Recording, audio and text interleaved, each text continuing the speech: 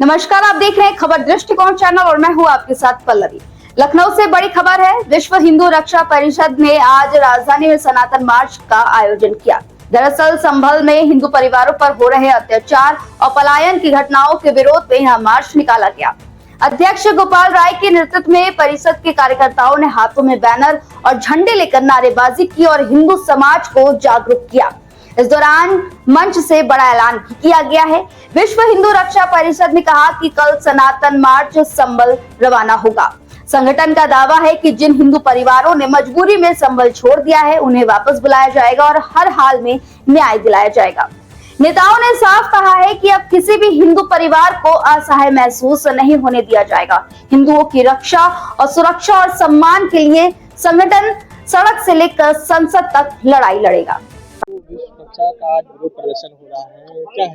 देखिए, विश्व हिंदू रक्षा परिषद एक ऐसा ऐलान कर रही है कि जिस प्रकार से संभल में हिंदुओं ने पलायन किया है, ये पलायन की स्थिति आखिर बन क्यों रही है? क्या समाजवादी पार्टी के नेताओं ने हमेशा यही काम किया है? क्योंकि मोदी जी का काम है सबका साथ, सबका विकास, सबका विश्वास, सबका प्रयास। मोदी जी की नीति है कि सबको समायोजित करके चले। मोदी जी की नीति है कि सबको समान अधिकार दे।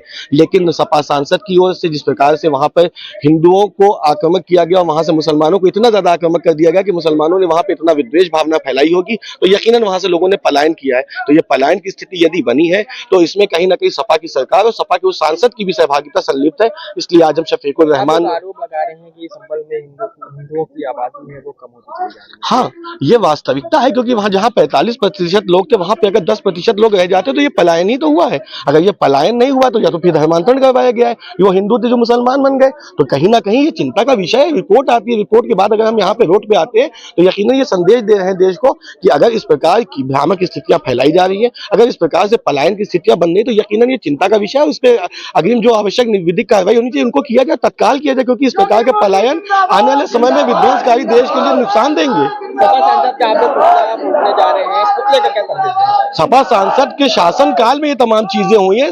वहां पे सपा की सरकार रही है, मुस्लिम बाहुल क्षेत्र में सपा की सरकार है, मुसलमानों को बलगाने का काम कर रही है, मुसलमानों को आक्रामक करने का काम कर, मुसलमानों को संदेश देना है कि आप योगी मोदी की नीतियों से फायदा उठाइए, योगी मोदी के सबके साथ सबके विकास की बात करें। आप जाति विशेष की यदि बात करें, समाज विशेष की बात करें, समाज विशेष को आक्रामक करने की बात करें तो यकीनन ये चिंता का विषय है और इसमें अब कार्रवाई होना सुनिश्चित होनी चाहिए।